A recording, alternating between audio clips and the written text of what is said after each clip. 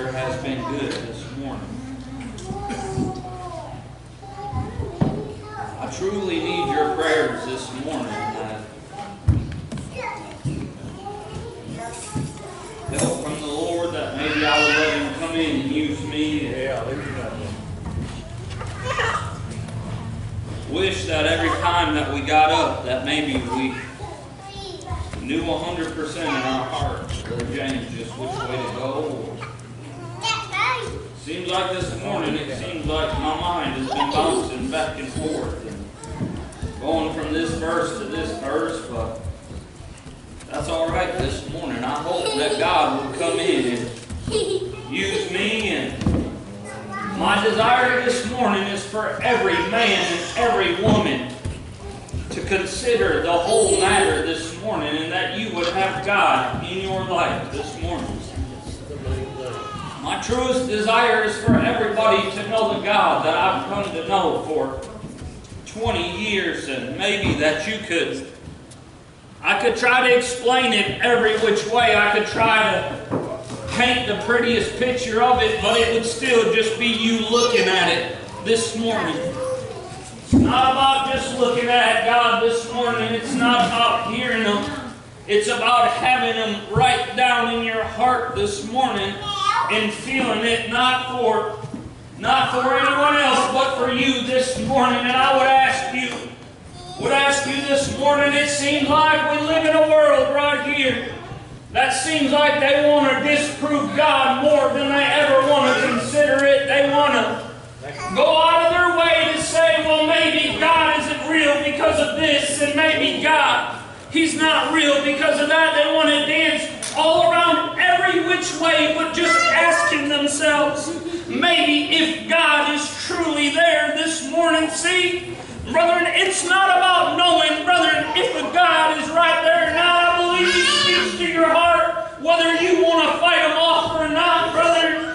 I hope that just for a minute that the Spirit would take over, brethren, and I could try to explain it to you in a way that maybe you would want to hear it this morning. Because see, it's not about me having all the right words this morning. It's not about these brothers getting the right sound this morning for you to hear it, brother. But it is about how you've come this morning in your heart and in your desire. And if you want God in your life, because if you don't want Him, brother, you can go to church 7 days a week and you're not ever going to find Him this morning. But brother, do you know one time it said Jesus was walking, brother, and it said that a centurion man heard that he was in his area, and he came to him and he said, Jesus, he said, I have a servant, brother, and he's sick, and would you heal him? And brother, Jesus said, yes, let's go to your house. And that man, he stopped him right there, and he said, no, I'm not even worthy for you to come.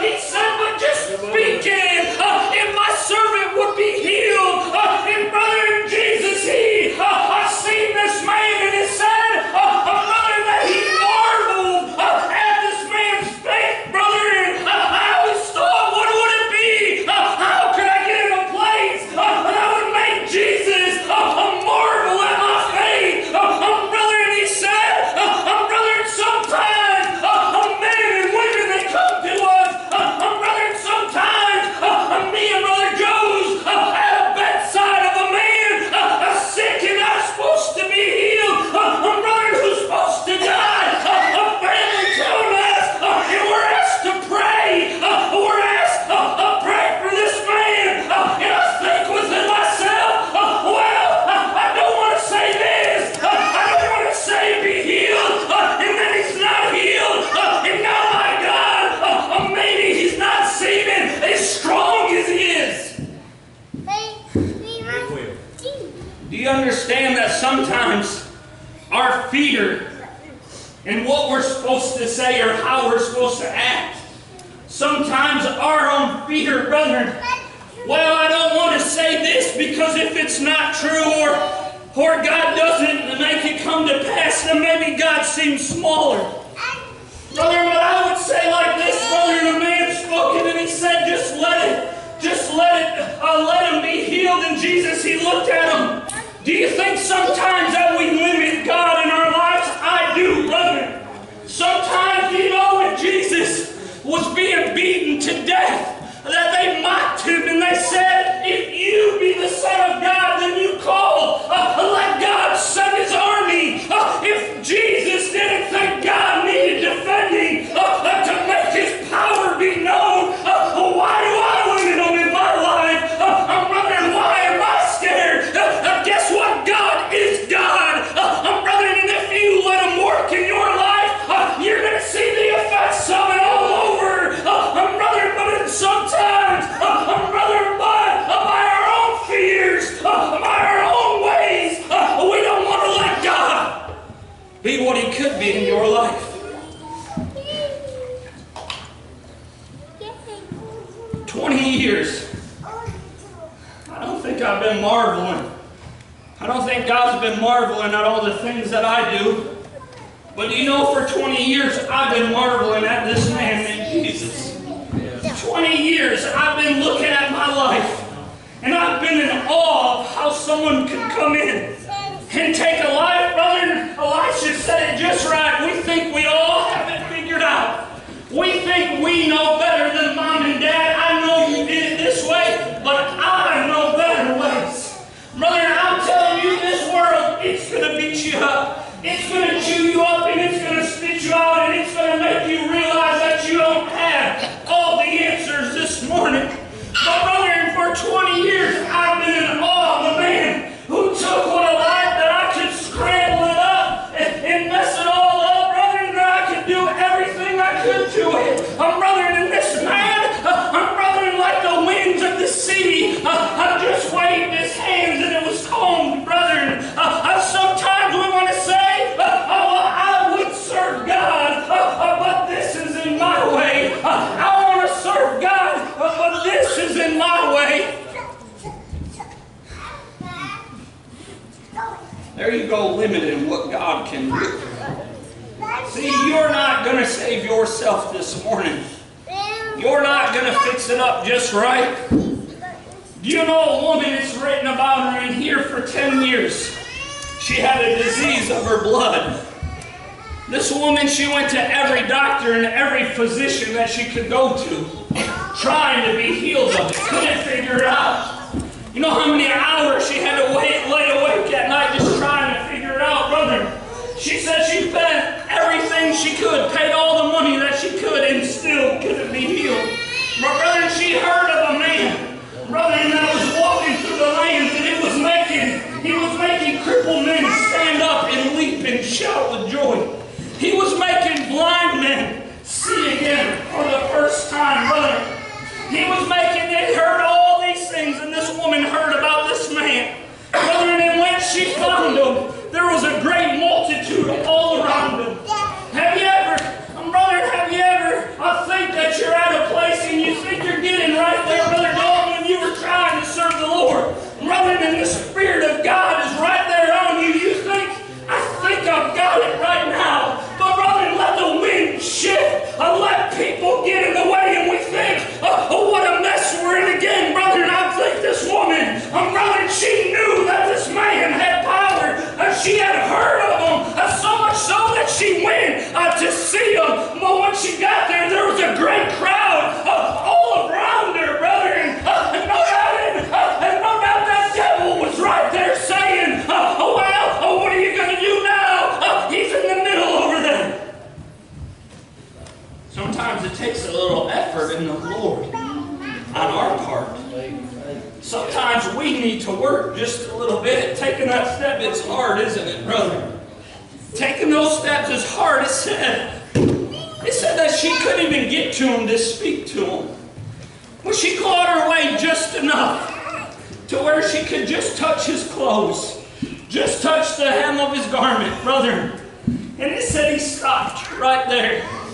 Brother, and sometimes our faith, it hinders us sometimes. Do you want to know, as us Christians, do you want to know? Sometimes I feel like my zeal when I first came into the house of the Lord, when I was on fire for the Lord, sometimes I feel like I was a little stronger right then. Because church didn't get in my ear. Church didn't say, well, brethren, we don't say it quite like this. We don't want to act quite like that, brethren, but sometimes I ain't saying that that's all wrong, but what I'm saying is sometimes life and people hinder you from serving God the way we ought to serve God. And sometimes people's tragedies and people's tough roads has beaten us up a little bit, and it will wear us down just a little bit. Brethren, and we won't quite want to get where God wants us to be, but brethren, I'm telling you, brethren, I'm not preaching a dead God today. All these things, all these illustrations that God has given me, I've lived them. Brethren, maybe not just like that. Brethren, I'm telling you it's alive right here. Brethren, and just like these men, Jesus spoke to crowd after crowd, and some men were saved, some women were saved, and some went on home feeling as empty as when they first came. See, it's not hearing it. It's choosing God in your life. It's choosing God in your children's life. That baby, they didn't choose it yet, but I know they need it, and I'm going to give it to them.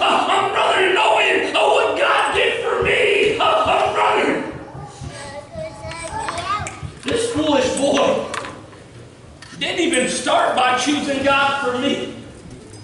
I was just a runaway, and I found out I was going to be a dad. And I began to seek my 20 years.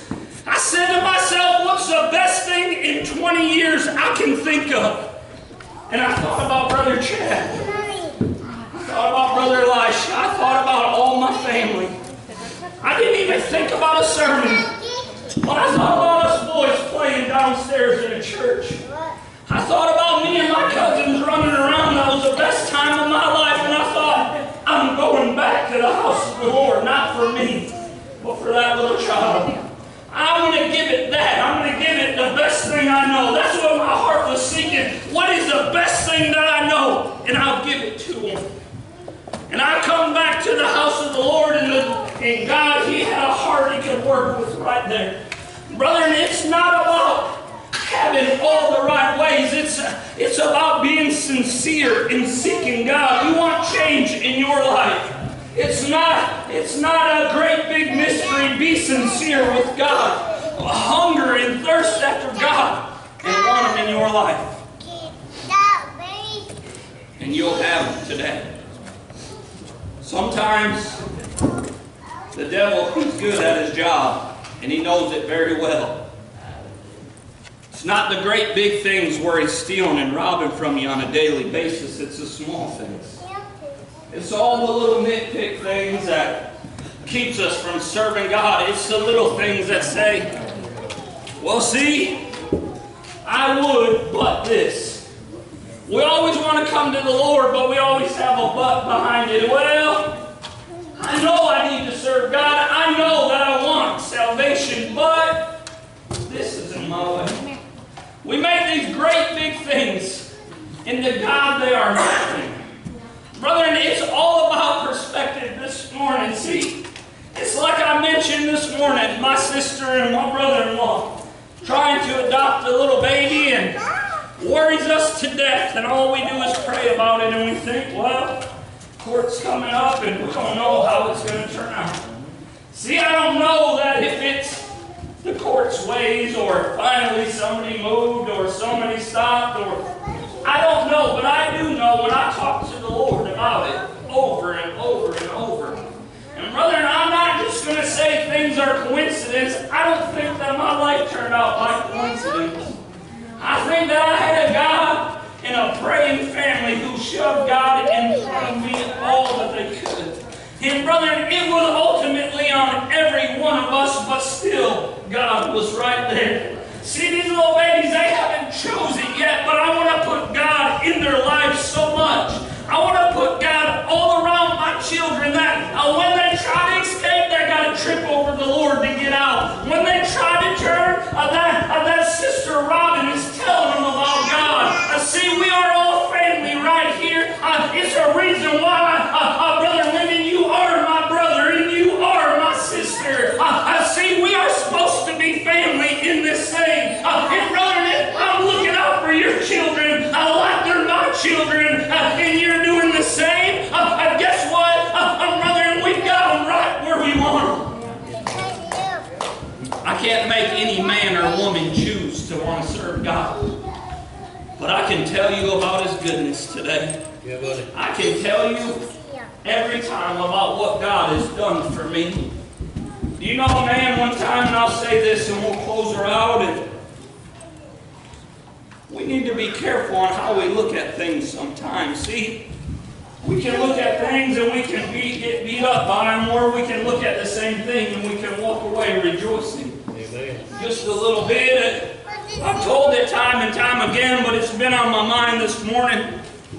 There was a pro golfer one time who he went and he was at a golf tournament. He won that golf tournament this Sunday and said that they showered, victory was wonderful, everyone patting him on the back, everything was great. And he said, went and he got his nice big check, and brother, he said at the end of the day, I was walking out of that locker room, finally walking to my car, and a woman stood there, and she was crying. He said, when I got up to my car, this woman was crying, and she was telling me about her little 1.5-year-old baby who was sick and needed an operation, and they had no money, and said that it broke his heart in two. And he said he was looking at this check that he just won. He said he took it and he signed over the back and he handed it right to her, and never thought about it, give her all that money. And he said he went on.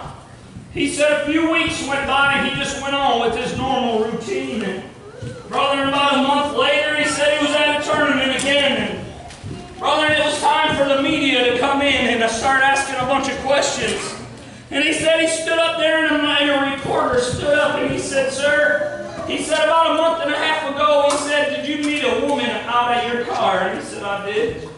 He said, did you hand her over a check for her dying baby? And he said, I didn't want it to go there, but yes, I did. That man, he got a big grin on his face, and he said, well, I'm here to tell you that you got scammed. He said, there is no dying baby, and you gave your money to someone who just lied to you. Said that golfer, he just dropped his head for a second, and he raised it back up, and he started smiling. He said, for a month and a half, I've been worried to death about a little baby that was sick. He said, it has consumed me and worried. He said, and for you to tell me that there's not a sick baby, he said, you couldn't have told me anything better. Brother, and then he just went on smiling and went on about his day. See, there's things in life, guess what? Would it have changed anything? It wouldn't have. His money was long gone, brother. But I'm telling you, if you let the devil come in and rob you and steal from you and take everything they can, you can look at me and you can say, well, Mike, you should have did this right here. You should have turned this way. We can go one by one and say all these things. Brother, but I got news for you. That's what the devil wants us to do this morning. He's here to destroy us. He's here to nitpick us and keep us from serving the Lord together. God is the best thing that's ever happened to me. And I want you to have Him in your life. I want you to have Him in your life. I want Him to be that consuming fire that Brother Elisha talked about. See, God is going to be in your life as much as you let Him. If you let Him in for 2 hours on Sunday, He'll come in then. But I got news for you. He'll go home with you. He'll stay with you on Monday and Tuesday. He's there as much as we'll have Him. Brother, and God will be to you whatever you let Him be. You brothers go ahead and get you a song, and I'm here to tell you, I want you to know the God that I know. That's what I want for every man and woman. Brother, and that's what I want for every one of these little children running around. See, I don't want to read on Facebook how much you think about God. I want to see in your life how much you think about God. See, it's one thing to write these words, and I know that those things are good. I'm just using it as an example. Those things are great, and I love to tell the world where I stand. But it's one thing just to tell them, it's another thing to show them. Brother, I want to show them, and I want to tell them. I want the world, I want my children to never question, brother, if Daddy was trying to serve God, or if Dad loved the Lord. I